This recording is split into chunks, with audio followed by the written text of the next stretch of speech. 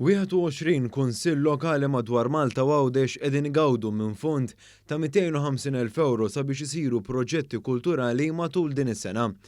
Marisa Piżani, direttur fid-Diviżjoni tal-Gvern Lokali, qalet li permezz ta' dawn il-fondi il-kunsilli ħarġu bi proġetti innovattivi sabiex jiżguraw li t-tradizzjonijiet kulturali ma jintilfux iżda jkunu markati fuq il-kalendarju nazzjonali. Il-finanzjament overall kien madwar 250,000.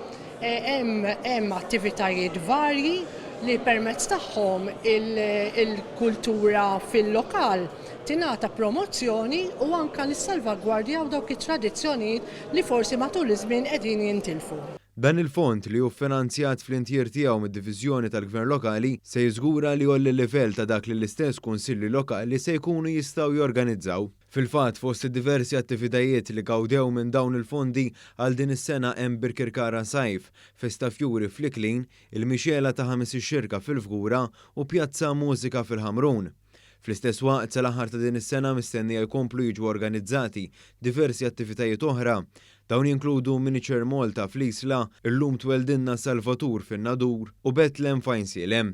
Is-Segretarju Parlamentari għall-Gvern Lokali Alison Zerafa Ċivelli tkellmet dwar l-importanza tal-kultura fl-ibliet u l-irħula.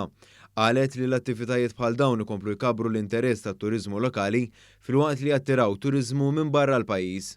Il-Kunsilli Lokali permezz ta' skemi bħalma huma dawn sabiex itellgħu attivitajiet kulturali fil-lokalitajiet tagħhom ikunu qed jieħdu ħsieb aspetti diversi tal-komunità. U iva attivitajiet kulturali tal-ogħla livelli kif jaf itellgħu il-Kunsilli Lokali tagħna jkunu qegħdin iħeġġu lit-turist lokali kif ukoll barrani u jesponu magħhom ħejjen diversi kultura u tradizzjonijiet li aħna il-Maltin iħadnu u jagħmluna Maltin.